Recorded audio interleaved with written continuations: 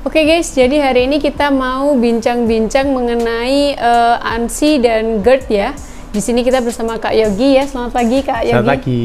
Ya, selamat pagi Kak Yogi ya. Jadi teman-teman, kita nanti akan berbincang mengenai ANSI dan GERD ya. Langsung aja nih Kak Yogi. Kak Yogi, bener ya pernah sakit asam? Pernah, ya pernah banget. Jadi saya sakit asam lambung tahun 2018. Oh, 2018. Lama ya Mas? Saya sakitnya sekitar 1 tahun. Cuma meskipun 1 tahun itu sudah sembuh, tetapi juga inilah masih sering ngalamin beberapa sensasi dan keluhannya. Oh, keluhan-keluhannya gitu ya. Oke, terus untuk kalau asam itu apa aja sih Mas? Keluhannya? Keluhannya gitu ya. Rasa sakitnya gitu loh. Jadi keluhan asam lambung itu banyak Mbak. Banyak banget.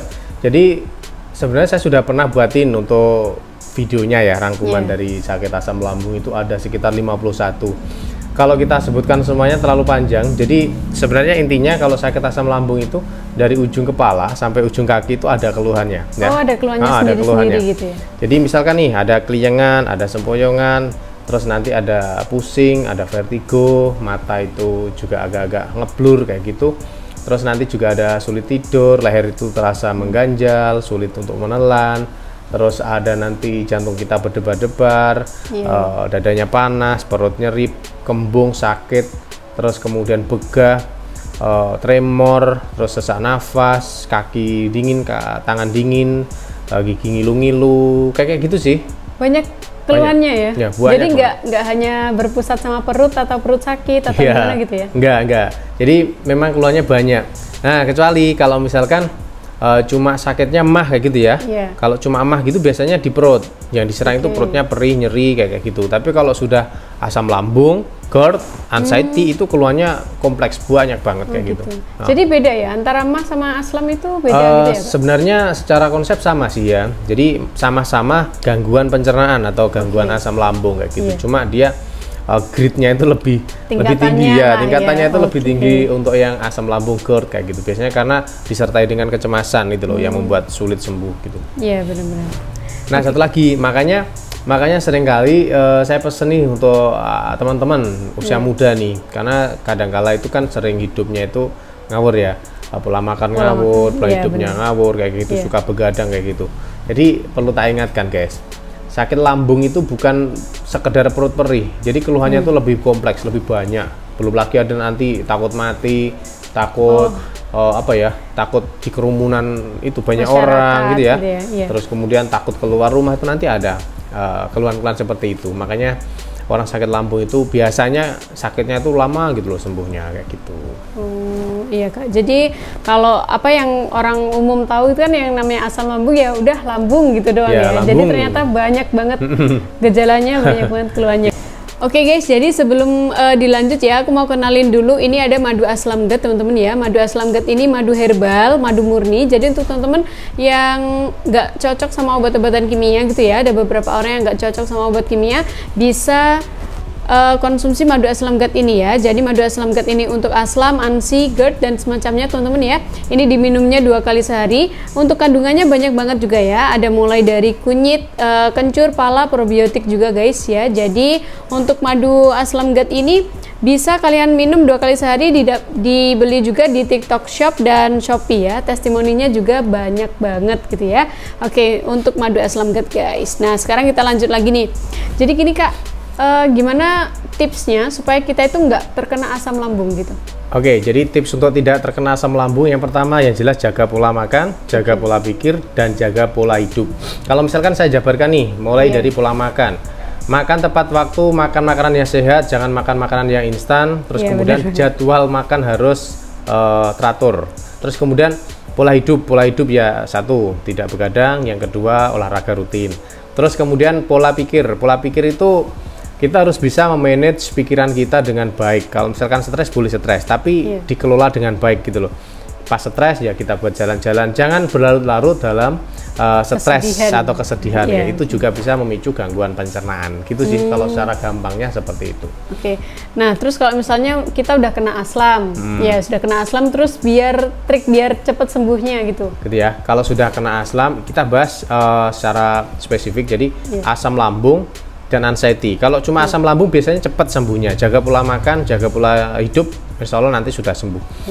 Yang sulit itu ketika ada aslam dan anxiety, ya ketika ada cemasnya itu, karena biasanya orang sakit aslam dan anxiety itu ketika dia ini ada keluhan, dia mikirnya mati, mau keluar rumah gemeteran, mikirnya nanti pingsan, kayak gitu sih. Jadi kalau sudah terlanjur nih kena sakit asam lambung dan anxiety, apa yang dilakukan? Yang pertama, tetap dijaga pola makannya, harus rutin makan, porsinya sedikit dan sering. Jadi kalau misalnya itu pas sehat makan sehari 3 kali, kalau pas sakit asam lambung bisa dinaikkan 5 sampai 7 kali, tapi porsinya dikit-dikit. Oh, jadi porsinya yang dikurangi. Porsinya dikurangi, tapi intensitasnya dipersering. Supaya apa? Supaya nggak begah yang pertama.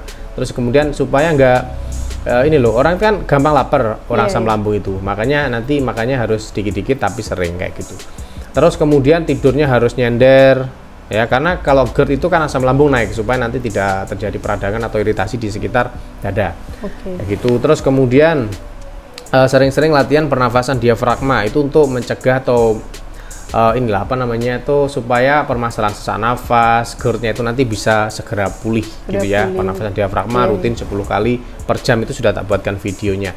Terus kemudian yang paling penting itu menjaga pola pikir. Jadi setakut apapun, misalkan mau keluar rumah takut, mau makan ini takut, mau itu takut, itu harus dikendalikan. Jadi dilawan saja gitu loh. Kalau misalkan mau keluar rumah takut, makan dulu, nanti dilatih keluar rumah kayak gitu. Karena kalau misalkan dia memelihara rasa takutnya, selama itu nanti dia nggak bakalan sembuh. Entah itu 7 tahun, 10 tahun, bahkan 20 tahun dia nggak akan sembuh ketika dia memelihara rasa takutnya kayak gitu. Dan nanti madu asam gatin juga bisa digunakan untuk membantu memulihkan permasalahan asam lambungnya, permasalahan peradangan, perut kembung, nyeri, mual dan muntah, GERD kayak gitu, diminum sehari 2 kali kayak gitu. Oh iya, jadi memang sekarang memang lagi rame gitu loh Mas ya. Jadi mengenai asam, ansi, GERD itu memang banyak banget dibicarakan sama orang-orang gitu. Terus juga mengenai keluhan juga banyak yang nggak tahu juga kalau ternyata keluhan yang seperti ini tuh gejala ini loh gitu loh. Banyak yang nggak tahu gitu juga ya. Oke, jadi ini gini Mas, terus dari mana nih kita bisa tahu kalau ini aku kena anxiety nih, aku kena GERD ini, gimana itu? Kalau diagnosa ya tetap datanya ke dokter. Jadi meskipun kita kan sudah sering buatkan ini ya, apa namanya itu, daftar keluhan, daftar sensasi dari asam lambung itu banyak gitu.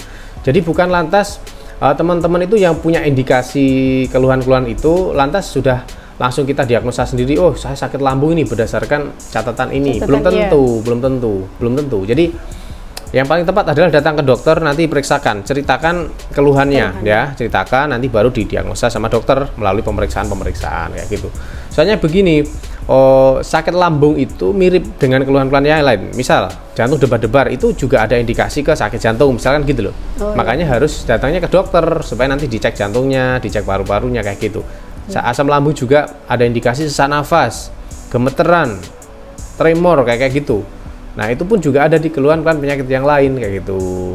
Apalagi ini teman-teman yang menjadi pantangan juga nggak boleh ini apa namanya tuh browsing ya. Jadi saya jantungnya debar-debar, sesak nafas, ciri-ciri penyakit apa, misalnya kayak gitu. Akhirnya yang muncul tanda-tanda penyakit jantung, tanda-tanda penyakit paru-paru. Nah itu akan membuat kita semakin khawatir dan semakin menghambat, cemas gitu semakin cemas, menghambat proses penyembuhan gitu.